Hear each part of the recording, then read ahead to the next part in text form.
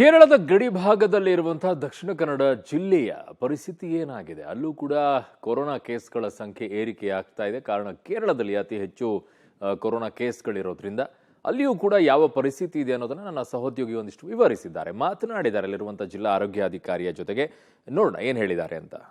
ಕೇರಳದಲ್ಲಿ ಪ್ರತಿದಿನ ಕೊರೋನಾ ಪ್ರಕರಣಗಳು ಹೆಚ್ಚಾಗ್ತಿದೆ. ಅದರ ಜೊತೆಗೆ ಗಡಿ ಜಿಲ್ಲೆ ಆಗಿರುವಂಥ ದಕ್ಷಿಣ ಕನ್ನಡ ಜಿಲ್ಲೆಯಲ್ಲೂ ಪ್ರಕರಣಗಳು ಆಗಾಗ ಪತ್ತೆ ಆಗ್ತಾ ಇದೆ. ಈಗ ಸದ್ಯಕ್ಕೆ 8 ಸಕ್ರಿಯ ಪ್ರಕರಣಗಳಿದೆ. ಹೀಗಾಗಿ ಜಿಲ್ಲೆಯಲ್ಲಿ ಅಲರ್ಟ್ ಆಗಿರುವಂತೆ ಜಿಲ್ಲಾ ಆರೋಗ್ಯ ಇಲಾಖೆ ಜನರನ್ನ ಮನವಿ ಮಾಡಿಕೊಂಡಿರುವಂಥದ್ದು. ಎಲ್ಲರೂ ಮುಂಜಾಗ್ರತಾ ಕ್ರಮವನ್ನು ಮಾಡಿ ಅನ್ನುವಂಥದ್ದು ಹೇಳ್ತಾ ಇರೋದು. ಜೊತೆಗೆ ಇದರ ನಡುವೆ ಕೇರಳದಲ್ಲಿ ಈಗ ಕ್ರಿಸ್ಮಸ್ ಆಚರಣೆ ಹಿನ್ನೆಲೆಯಲ್ಲಿ ಮಂಗಳೂರಿನಲ್ಲಿ ಇದ್ದಂಥ ವಿದ್ಯಾರ್ಥಿಗಳು ಈಗ ಕೇರಳಕ್ಕೆ ಹೋಗಿದ್ದಾರೆ. ಕೇರಳದಲ್ಲಿ ಕ್ರಿಸ್ಮಸ್ ರಜೆಯನ್ನು ಮುಗಿಸಿ ವಾಪಸ್ ಬರ್ತಾ ಇದ್ದಾರೆ. ಹಾಗಾಗಿ ಅವರು ಬಂದಂಥ ಸಂದರ್ಭದಲ್ಲಿ ಮತ್ತೆ ಕೊರೋನಾದ ಸಂಖ್ಯೆ ಹೆಚ್ಚಾಗುವ ಅನ್ನುವಂಥ ಭೀತಿ ಇದೆ. ಹಾಗಾಗಿ ಜಿಲ್ಲಾ ಆರೋಗ್ಯ ಇಲಾಖೆ ಏನು ಕ್ರಮಗಳನ್ನು ಕೈಗೊಂಡಿದೆ ಅನ್ನೋದರ ಬಗ್ಗೆ ಮಾತಾಡಲಿಕ್ಕೆ ನಮ್ಮ ಜೊತೆ ಜಿಲ್ಲಾ ಆರೋಗ್ಯಾಧಿಕಾರಿ ಆಗಿರುವಂಥ HR ತಿಮ್ಮಯ್ಯರವರು ನಮ್ಮ ಜೊತೆ ಇದ್ದಾರೆ. ಸರ್, ಇವತ್ತು ಕೊರೋನಾ ಆರಂಭ ಆಗಿದೆ, ಕೆಲವು ಸಕ್ರಿಯ ಪ್ರಕರಣಗಳು ನಮ್ಮ ಜಿಲ್ಲೆಯಲ್ಲಿ ಇದೆ. ಸದ್ಯದ ಮಟ್ಟಿಗೆ ಈಗ ಕ್ರಿಸ್ಮಸ್ ರಜೆ ಇರೋದ್ರಿಂದ ಕೇರಳಕ್ಕೆ ಸಾಕಷ್ಟು ಮಂದಿ ಇಲ್ಲಿಂದ ಹೋಗಿದ್ದಾರೆ, ಅವರವರ ಮನೆಗೆ ಹೋಗಿದ್ದಾರೆ, ವಾಪಸ್ ಈಗ ಬರ್ತಾ ಇದ್ದಾರೆ. ಹಾಗಾಗಿ ಅವರಿಗೆ ಬಂದಂಥ ಸಂದರ್ಭದಲ್ಲಿ ಕ್ವಾರಂಟೈನ್ ಇದೆಯಾ ಅಥವಾ ಅವರ ಮೇಲೆ ಯಾವ ರೀತಿಯಾದಂಥ ನಿಗಾ ವಹಿಸ್ತೀರಿ ಸರ್? ಕೋವಿಡ್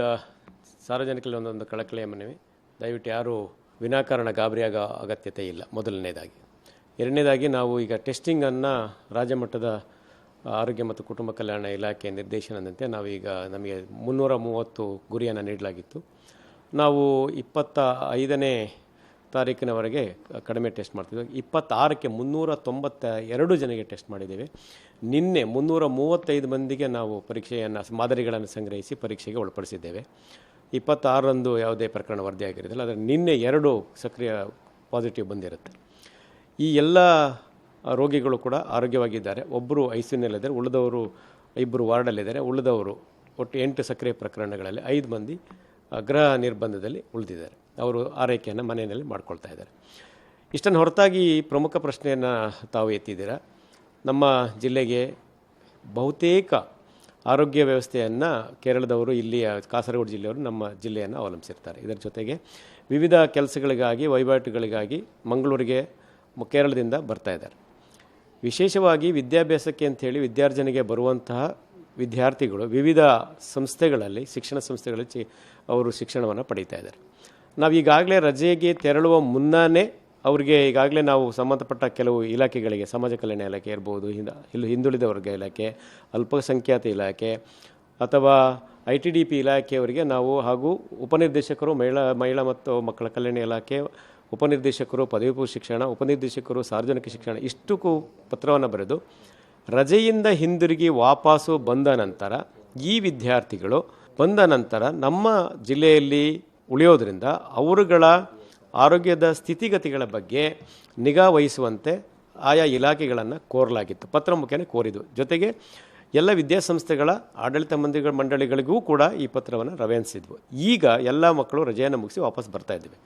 ಈಗ ನನ್ನ ಒಂದು ಕಳಕಳಿಯ ಮನವಿ ಮಾಧ್ಯಮದ ಮೂಲಕ ಎಲ್ಲ ವಿದ್ಯಾಸಂಸ್ಥೆಗಳ ಮುಖ್ಯಸ್ಥರು ತಮ್ಮಲ್ಲಿ ವ್ಯಾಸಂಗ ಮಾಡ್ತಾ ಇರುವ ಕೇರಳದಿಂದ ಬಂದಂಥ ವಿದ್ಯಾರ್ಥಿಗಳು ಅವರ ಆರೋಗ್ಯ ಸ್ಥಿತಿಯನ್ನು ತಮ್ಮ ಗಮನಕ್ಕೆ ತರೋದಕ್ಕೆ, ವಿದ್ಯಾಸಂಸ್ಥೆಗಳ ಮುಖ್ಯಸ್ಥರ ಗಮನಕ್ಕೆ ತರೋದಕ್ಕೆ ಅಥವಾ ತರಗತಿಯ ಉಪನ್ಯಾಸಕರಿಗೆ ತಿಳಿಸುವಂತೆ ತಾವು ಒಂದು ಸೂಚನೆಯನ್ನು ಕೊಡಬೇಕು. ಹಾಗೂ ಯಾವ ವಿದ್ಯಾರ್ಥಿಗಳಿಗೆ ILI ಇರುವಂಥ ಸಿಂಪ್ಟಮ್ಸ್ ಬಂದರೆ ಕೂಡಲೇ ಅವರು ತಮ್ಮನ್ನು ತಾವೇ ಸ್ವಯಂ ಗೃಹ ನಿರ್ಬಂಧಕ್ಕೆ ಒಳಗಾಗಬೇಕು, ಐಸೋಲೇಟ್ ಆಗಬೇಕು. ಹಾಗೂ ಏನಾದ್ರು ಆರೋಗ್ಯ ಇಲಾಖೆಯ ಅಗತ್ಯತೆ ಬಿದ್ದರೆ ಪರೀಕ್ಷೆಗಳು ಪಡಿಸ್ಕೊಂಡು ಚಿಕಿತ್ಸೆಯನ್ನು ಪಡ್ಕೊಳ್ಳೋದಕ್ಕೆ ನಾನು ಮನವಿಯನ್ನು ಮಾಡ್ತಿದ್ದೇನೆ.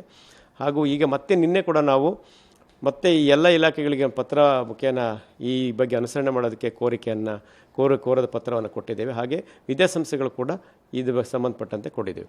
ಇದರ ಜೊತೆಗೆ ನಾವು ಮೊನ್ನೆ ಮುಖ್ಯ ಕಾರ್ಯನಿರ್ವಾಹಕಾಧಿಕಾರಿಗಳು ಜಿಲ್ಲಾ ಪಂಚಾಯತ್ ಅವರ ಅಧ್ಯಕ್ಷತೆಯಲ್ಲಿ ಸಭೆ ಮಾಡಿದಾಗಲ ನಮ್ಮ 8 ವೈದ್ಯಕೀಯ ವಿದ್ಯಾಲಯಗಳ ಪ್ರಮುಖರನ್ನು ಸಭೆಯನ್ನು ನಡೆಸಿ ಅಲ್ಲಿಯೂ ಕೂಡ ಈ ಬಗ್ಗೆ ಅವರ ವಿದ್ಯಾರ್ಥಿಗಳಿಗೆ ಈ ಥರ ಒಂದು ಅನುಸರಣೆ ಮಾಡಿ ಅಂತೇಳಿ ಮಾಹಿತಿಯನ್ನು ಕೊಟ್ಟಿದ್ದೇವೆ. ಸರಿ, ಈ ಹಿಂದೆ ಆಗಿರುವ ರೀತಿಯಲ್ಲಿ ಯಾವುದಾದ್ರೂ ಜಿಲ್ಲೆಯಲ್ಲಿ ಅಥವಾ ರಾಜ್ಯದಲ್ಲಿ ಹೆಚ್ಚಾಗಿ ಪ್ರಕರಣಗಳು ಕಂಡು ಬಂದರೆ ಅವ್ರನ್ನ ಇಲ್ಲಿ ಬಂದಾಗ ಅವ್ರನ್ನ ಕ್ವಾರಂಟೈನ್ ಮಾಡುವಂಥದ್ದು, ಒಂದು ಸದ್ಯ 7 ದಿನಗಳ ಕಾಲ ಅಂಥ ಪ್ರಕ್ರಿಯೆಗಳಿತ್ತು. ಆದರೆ ಈ ಬಾರಿ ಇಲ್ವಾ ಅಂಥದ್ದು? ಕೇರಳದಲ್ಲಿ ಹೆಚ್ಚಾಗಿ ಪ್ರಕರಣ ಇರೋದರಿಂದ ಅಲ್ಲಿಂದ ಇಲ್ಲಿಗೆ ಬಂದ ವಿದ್ಯಾರ್ಥಿಗಳನ್ನು ಏನಾದರೂ ಕ್ವಾರಂಟೈನ್ ಮಾಡುವಂಥದ್ದು ಇಲ್ಲ. ಸದ್ಯದ ನಿರ್ದೇಶನದ ಪ್ರಕಾರ, ಈ ಸದ್ಯದ ಮಾರ್ಗಸೂಚಿಗಳ ಪ್ರಕಾರ ಆ ರೀತಿಯ ಯಾವುದೇ ಕ್ವಾರಂಟೈನ್ ಮಾಡುವ ವ್ಯವಸ್ಥೆ ಇರೋದಿಲ್ಲ. ಆದರೆ ಅವರುಗಳನ್ನು ತುಂಬ ಹತ್ತಿರದಿಂದ ಅವರನ್ನು ಗಮನಿಸ್ತಾ ಅವರ ಕ್ಲೋಸ್ ಅಬ್ಸರ್ವೇಷನ್ಲಿ ಇಟ್ಬಿಟ್ಟು ಅನುಸರಣೆ ಮಾಡಿ ಅವ್ರಿಗೇನು ಸಿಮ್ಟಮ್ಸ್ ಬಂದರೆ ಕೂಡಲೇ ಅವರನ್ನು ನಾವು ಅವರಿಗೆ ಆರೋಗ್ಯಕ್ಕೆ ಸಂಬಂಧಪಟ್ಟಂತೆ ಏನೋ ಚಿಕಿತ್ಸೆ ಕೊಡೋದಿರ್ಬೋದು ಅಥವಾ ಅವ್ರನ್ನ ಐಸೋಲೇಟ್ ಮಾಡೋದಕ್ಕೆ ಈಗಾಗಲೇ ಸೂಚನೆ ಕೊಟ್ಟಿದ್ವಿ.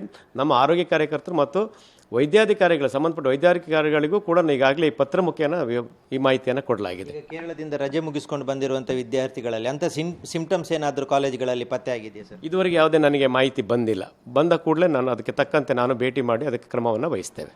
ಓಕೆ, ಇದು ಜಿಲ್ಲಾ ಆರೋಗ್ಯಾಧಿಕಾರಿ ಡಾಕ್ಟರ್ HR ತಿಮ್ಮಯ್ಯರವರ ಮಾತು. ಇವಾಗ ಕೇರಳದಿಂದ ಬಂದಂಥ ವಿದ್ಯಾರ್ಥಿಗಳನ್ನು ಸದ್ಯದ ಮಟ್ಟಿಗೆ ಕ್ವಾರಂಟೈನ್ ಮಾಡ್ತಾ ಇಲ್ಲ, ಯಾವುದೇ ರೀತಿಯಾದಂಥ ಮಾರ್ಗಸೂಚಿಗಳಿಲ್ಲ. ಆದರೆ ಅವರ ಮೇಲೆ ಸಂಪೂರ್ಣವಾದ ನಿಗಾವನ್ನು ಇಡ್ತಾ ಇದ್ದೇವೆ. ಈವರೆಗೂ ಯಾವುದೇ ರೀತಿಯಾಗಿ ಅಂಥ ಪ್ರಕರಣಗಳು ಪತ್ತೆ ಆಗಿಲ್ಲ ಅನ್ನುವಂಥದ್ದನ್ನು ಅವರು ಈ ಸಂದರ್ಭದಲ್ಲಿ ಹೇಳಿದ್ದಾರೆ. ಕ್ಯಾಮ್ರಾಮನ್ ನಿಶಾಂತ್ ಜೊತೆ ಸುಕ್ಪಾಲ್ ಪೊಳಲಿ, ಪಬ್ಲಿಕ್ TV, ಮಂಗಳೂರು.